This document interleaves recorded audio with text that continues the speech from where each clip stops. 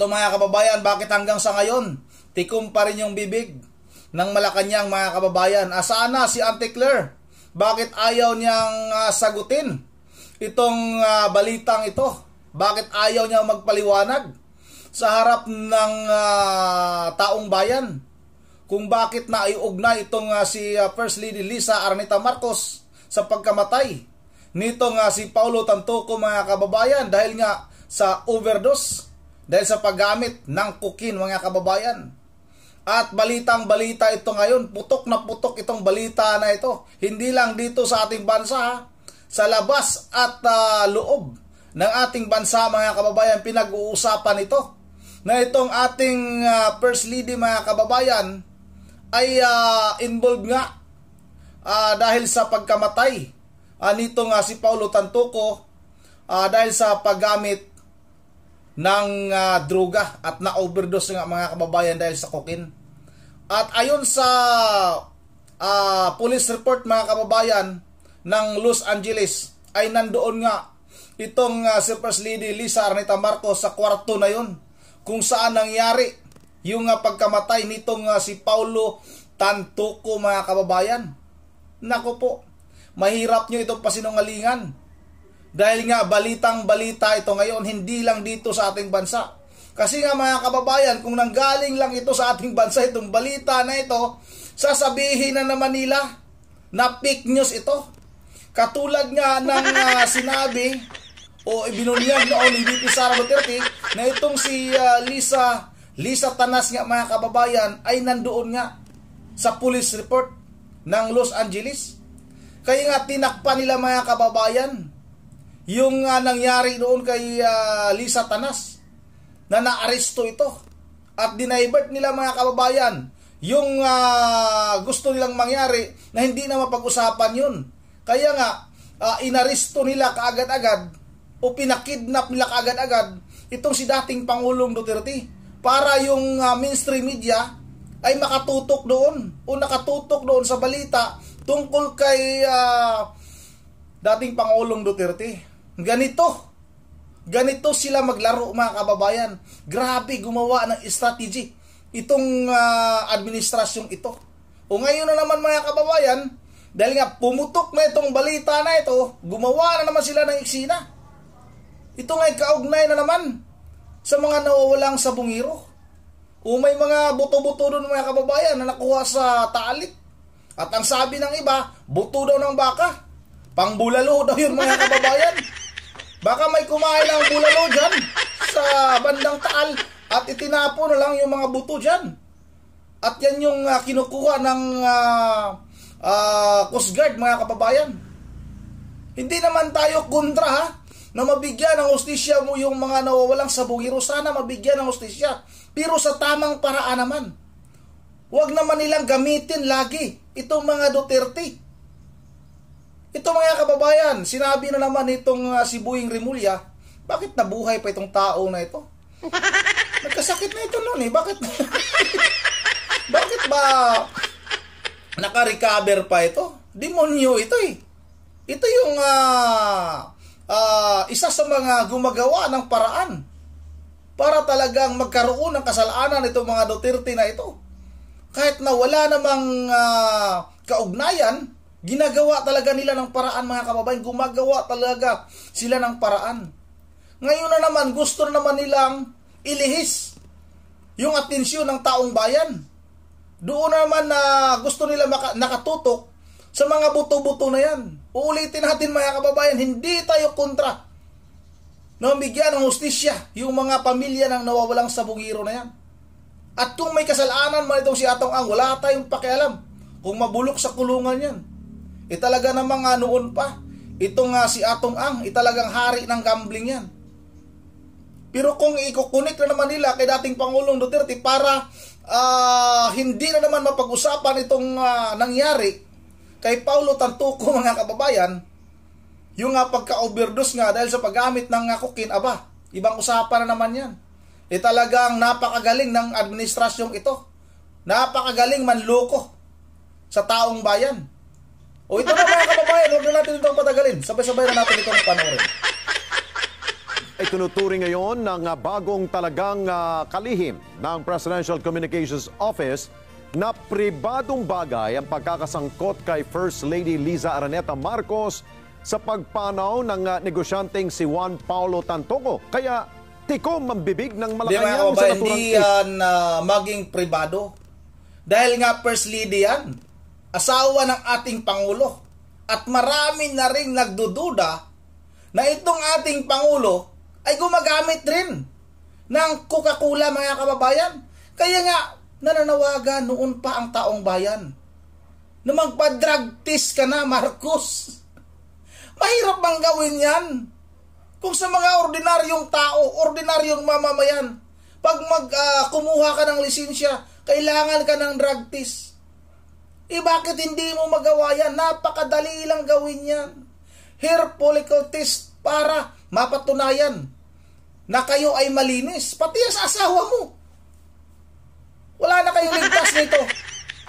Dahil nga, itong balita na ito, ay talagang nakatanim na ito sa isipan ng ating mga kababayan na may isang asawa ng ating Pangulo na na-involved.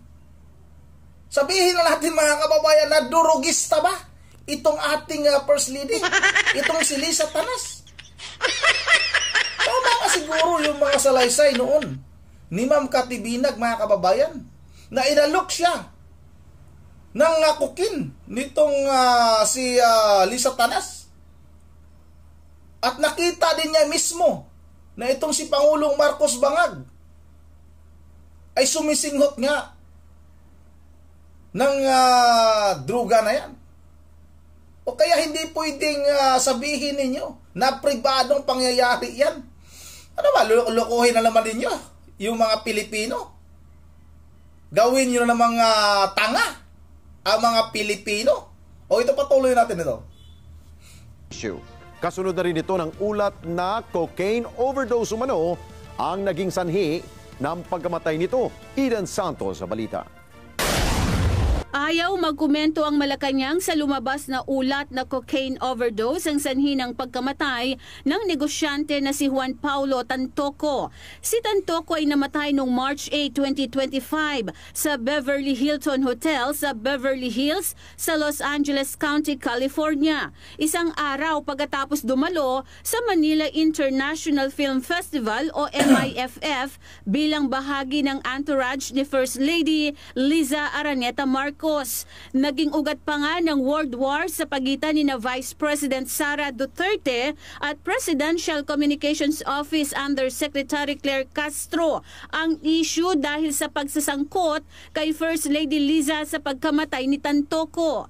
Nung nagkaroon ng malaking krimen sa Estados Unidos na merong namatay dahil sa drug overdose, at kung makikita ninyo doon sa police report ay nandoon ang pangalan ni First Lady Liza Marcos na isa sa mga tao doon sa loob ng kwarto kung nasaan yung tao ay nag-overdose sa suspected drug overdose sa hotel room, at ang daming nakikitang white powder substance na sinabi doon sa police report ay suspected cocaine din, ay bigla nilang kinidnap, kinuha si Pangulong Duterte. Sa kanya pala nang galing ang fake news.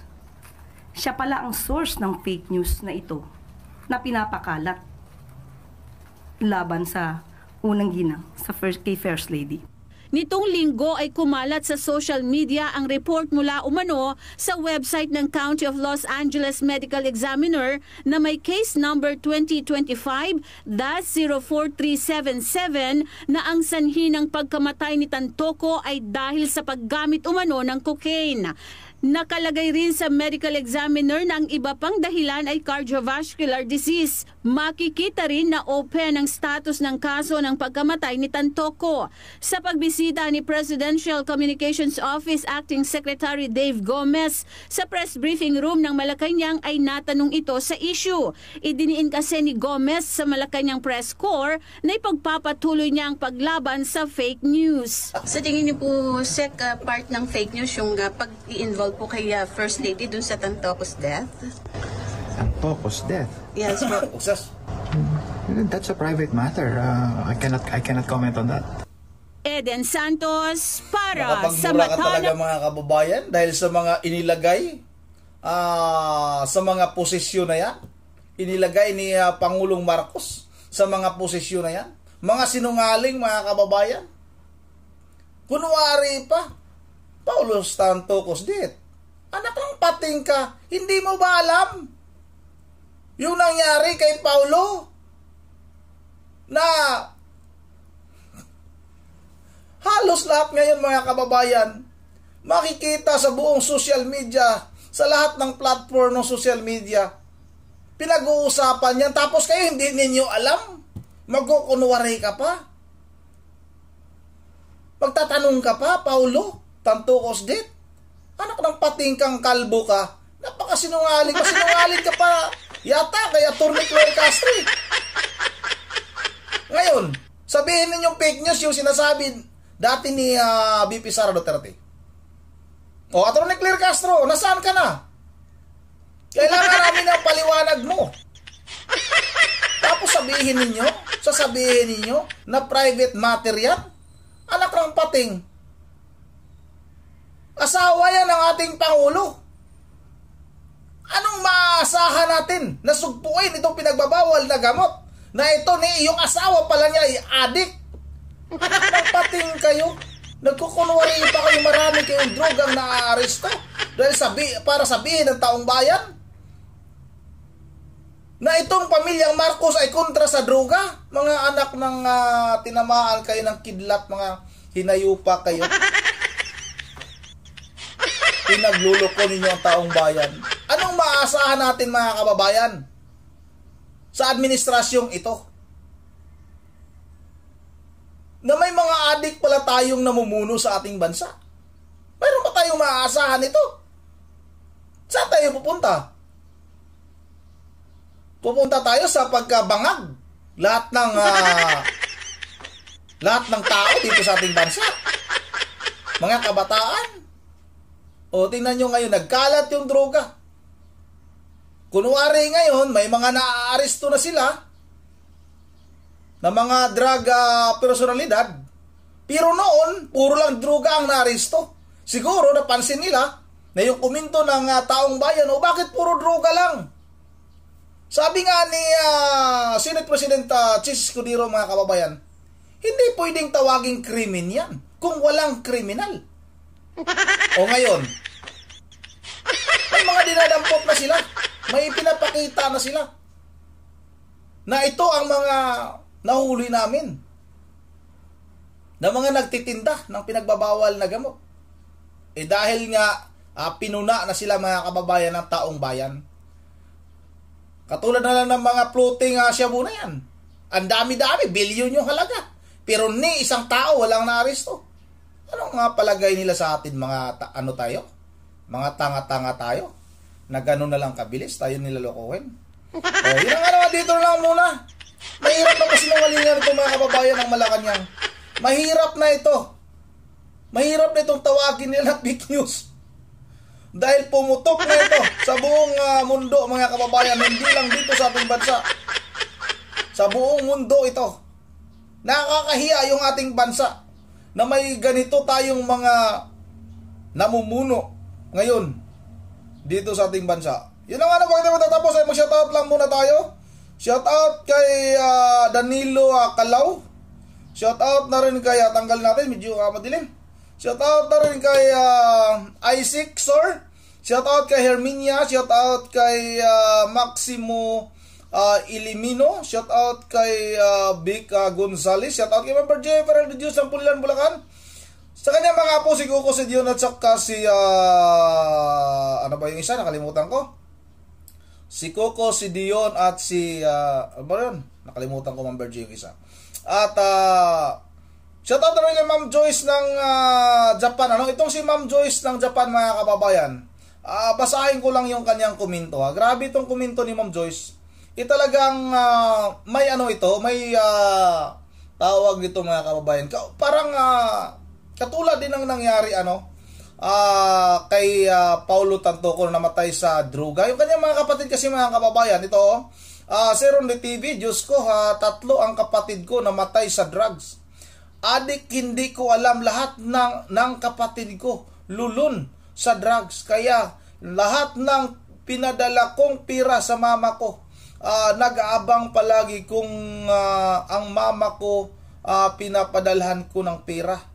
At pinainom ng gamot na sleeping tablets at matutulog ang mama ko. At doon kinuha ang pera ng mama ko. At lahat ng nag-addict kung mga kapatid ko, silang 4 nasa ibang buhay. Sana nandoon sila kay Lord. O, tingnan nyo mga kababayan, kung anong epekto ng droga.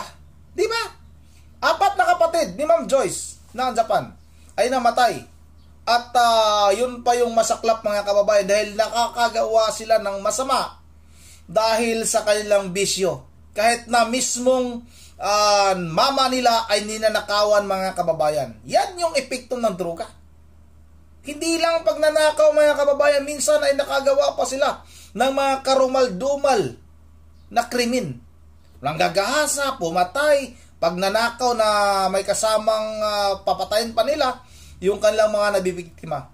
O shoutout na rin kay Rolando Apagyo, kay Sit ng Camarines Norte, kay Melvin Pilisilda, shoutout idol, kay Gloria Singer, kay Eduardo Bantulo, at kay sino pa ito? Ronaldo, tapos na. Kay Masters PWD. Yun ang dito lang muna. Isayas Garcia, shoutout din sa iyo, idol ha. At hanggang dito na lang muna. At once again, this is Ronde TV mo. Ingat ang lahat. God save the Philippines.